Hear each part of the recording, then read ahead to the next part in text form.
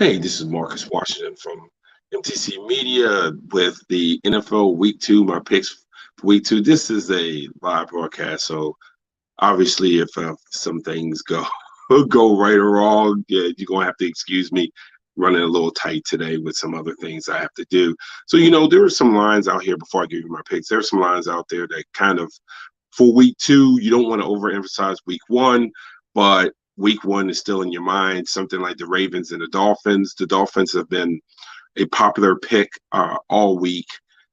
They're plus 3.5. There's been talk of how Baltimore played, even though it was against the Jets and the injuries they came out of that game with, and how Miami definitely looks like they are a different team under McDonald. So that was a popular pick. I'm staying away from that. Games like that one, Cleveland minus 6.5 against the Jets. The Jets are dreadful, but Cleveland, I know Cleveland's going to try to run the ball the entire day, and they're at home.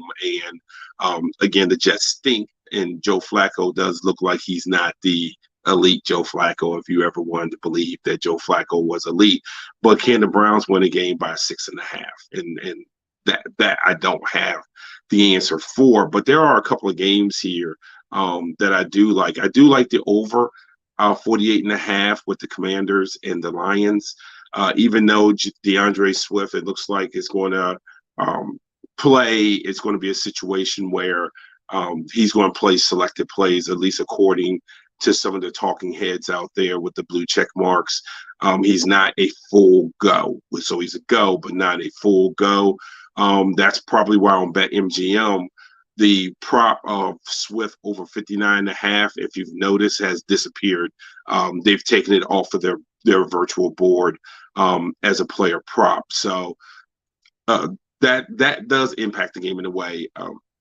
If you like the Commanders +1, you're going to really like them now because Swift was a player that could have given Washington a lot of trouble. I mean, for some Detroit fans, they just feel like, some people who are on Detroit's side, they just feel like, look, Washington is Washington, and if you can get to Carson Wentz, he'll fold up like a cheap tent and throw you the ball. But I don't care about the line in that. I like the over 48.5 for the Commanders-Lions game. Another game that's gotten a lot of talk this week and almost a lot of splits amongst the handicapping public is Indianapolis -3 and Jacksonville Jaguars. I've seen this heavily on both sides. I've seen a lot of Jags because how the Colts was unimpressive last week. And even though the Jags lost, you saw that this is not Urban Meyer's Jaguars. Thankfully, if you're a Jacksonville fan, thankfully, if you're just a football fan, that is not Urban Meyer's Jaguars. But again, I think the Colts, I think they kind of turn it around, probably week 1, getting used to a new quarterback. But I like the Colts -3, and it's one of those sucker things too. Because you see Colts -3 in Jacksonville, it's like, that kind of smells, am I running to the smell, so on and so forth. I say don't overthink it. Take the Colts minus the 3 points. Tampa Bay and New Orleans, I'm staying away from. History says New Orleans +5 is the play. My eyes and my heart says it's Tampa Bay -2.5. Tampa Bay is another team, just like Baltimore, that had a lot of injuries throughout the week. And a lot of who's not going to play, who's going to play. Again, this morning, Julio Jones is being reported is a true game time decision. Not one of those game time decisions where the coaches know he's going to play. He is a true game time decision. I don't know for people on the Tampa Bay side how much they feel like Julio Jones is necessary to cover that 2.5. I'm sure people who are on that New Orleans side thinks that's just another tick to give them that +2.5 with history on their side. I will caution you this. Yes, you have history on your side, not with Dennis Allen being the coach. But again, that's one of those games I like to stay away from simply because that line's 2.5, and I don't really have a feel on either side. Same thing with the Panthers and the Giants. Earlier in the week when the line was a little bit bigger, I was on the Panthers side. Maybe I think it was Panthers plus like 2.5 earlier in the week. Now it's down to Carolina Panthers +1. So it's the line has moved down. And again, I don't want to get caught up in week 1, just like no one else wants to get caught up in week 1. But man, the Giants did some good things in week one, and Carolina in a loss did some very good things in week one. If I were to play it, and I'm not going to, but if I were to play it, I'd probably play the under 43.5 and stay away from the line. The line that kind of shocks me the most in a way is Pittsburgh and New England. Pittsburgh did get a win, but boy, didn't they try to give that game away about 100 times last week against Cincinnati. I know New England did not look any better, but that line has grown. It had been 2.5 all week. Currently, is Pittsburgh. It's Pittsburgh +3, and I don't know. It's a situation where you can see it go either way. I probably, if I had to take one, I would probably take New England on the road on the money line. They're -155. But again, sometimes the best on Sundays, if you're not used to doing this, sometimes the best bets are the ones that you don't make, and that's one definitely I would stay away from on this. Same thing, I'm going to go down because I'm getting to the 7-8 minute mark here. But Detroit and Atlanta, again, I have nothing for you on that one, with the exception of the Rams. But you don't want to take the Rams -500. That's a waste. San Francisco and Seattle's been interesting.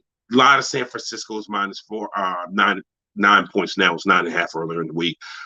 No way. But I will take, if I were to take something, I would take the under 40.5 in that one. Dallas and Cincinnati, same thing. It screams take Cincinnati -7, that Cincinnati cannot be as bad as they were last week, and Dallas losing Dak Prescott. But don't you just have a funny feeling that +7 is there for a reason, that Dallas might might cover that? If I'm playing that, I would not look at the line or the total. Go look at the props. There's probably prop bets in that game that you would like. I didn't go through the props. At least for this purpose, I did not go through the props this week. I went to the props this week for my own personal reasons. But go through the props in that. And I guarantee you in that Bengals-Cowboys game, there's going to be a prop that you like. Houston and Denver, that is one of the games that I do like.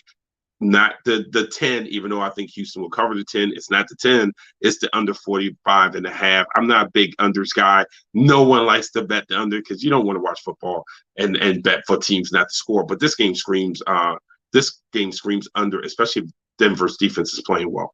If their defense is playing well and they continue with the running game with that two-headed monster in the backfield with the running game, I can definitely see this game, Denver winning this game maybe 24-14 or 23-16, and all of that adds up to under 45.5.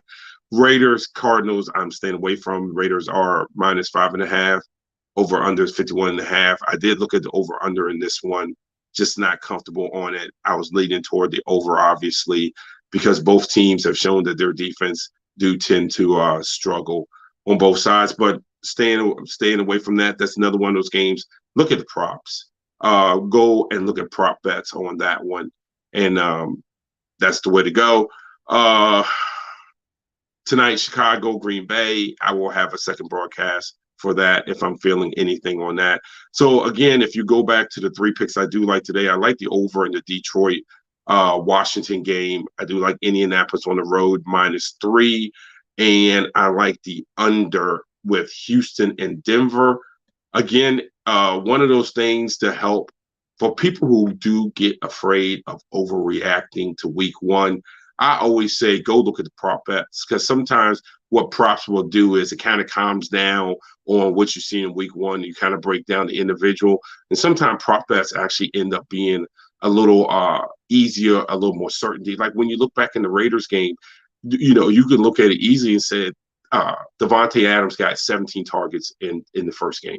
Now, do you really think that he'll get 17 targets today? My answer is no. I think they do look at Waller more, and they look at the slot young man whose name is escaping me right now. They look at him more too. And so now you're sitting there saying, can you get Waller at over, I think, 57.5 yards receiving, I think was his prop bet. So can you get Waller at that over 57.5? Those type of things are things you might want to look at back at the Giants game. Do you want to look at McCaffrey getting a touchdown anytime? That is something that's also looked at. Same thing with Saquon Barkley. So there's other options on here, again, because I usually pre-record this, but today this is live. I'm kind of in a rush with getting this done. If I do another live show of this, it will probably be earlier in the morning, or probably when my afternoon is not as packed up as it is today, where we can sit around there and break down the props for each game. And you'll get more of a combination of lines, totals, and prop bets. But this morning it's not. So I only have the three bets for you today. Again, be responsible if you're out there betting. Do not bet something that you cannot afford to lose. And this is Marcus Washington from MTC Media.